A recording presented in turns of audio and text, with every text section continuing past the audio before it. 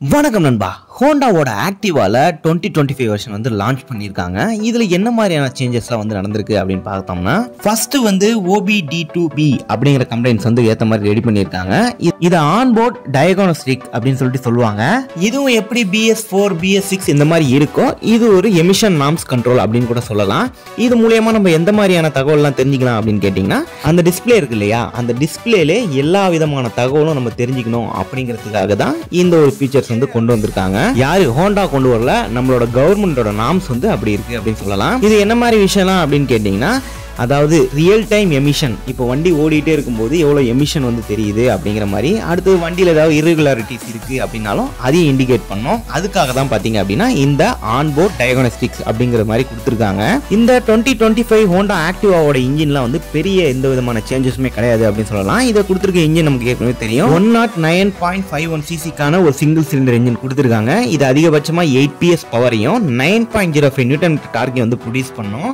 இந்த இன்ஜினில் என்ன மாதிரியான ஃபீச்சர்ஸ் கொடுத்துருக்காங்க அப்படின்னு கேட்டிங்கன்னா, இன்கேஸ் நீங்கள் டிராஃபிக்கில் நிற்கிறீங்க ரொம்ப நேரமாக அப்படின்னா இன்ஜின் வந்து கட் ஆஃப் ஆகிடும். நீங்கள் த்ராட்டில் ஒன்ஸ் கொடுத்தீங்க அப்படின்னா வண்டி ஸ்டார்ட் ஆகிடும் அப்படிங்கிற மாதிரியான ஃபீச்சர்ஸ் வந்து கொடுத்துருக்காங்க. இது மூலியமாக ஃபியூயலோட எஃபிஷியன்சி வந்து இன்க்ரீஸ் ஆகும் அப்படிங்கிற மாதிரி சொல்லியிருக்காங்க. வேற என்ன புது ஃபீச்சர்ஸ் வந்திருக்கு அப்படின்னு கேட்டிங்கன்னா, 4.2 இன்ச்க்கான TFT ப்ளூடூத் கனெக்டிவிட்டியோட ஒரு டிஸ்பிளே கொடுத்துருக்காங்க. இதை நீங்கள் ஹோண்டாவோட ரைடு சிங்க் அப்படிங்கிற ஆப்போட கனெக்ட் பண்ணிட்டீங்க அப்படின்னா கால்ஸு, டெக்ஸ்ட் அலர்ட்டு, அப்புறம் நேவிகேஷன் இந்த மாதிரி விஷயம்லாம் வந்து கிடைச்சிரும். கூடவே டைப் சி போர்ட்டும் வந்து இதில் கொடுத்துருக்காங்க அப்படிங்கிறத சொல்லலாம். இந்த 2025 ஆக்டிவாவை பொறுத்த வரைக்கும் standard, deluxe and H smart அப்படிங்கிற மாதிரி 3 வேரியன்ட் கொடுத்துருக்காங்க. இதில் டீலக்ஸும் ஹச் ஸ்மார்ட்டும் பார்த்தீங்க அப்படின்னா அலாய் வீலோட வந்துடும்.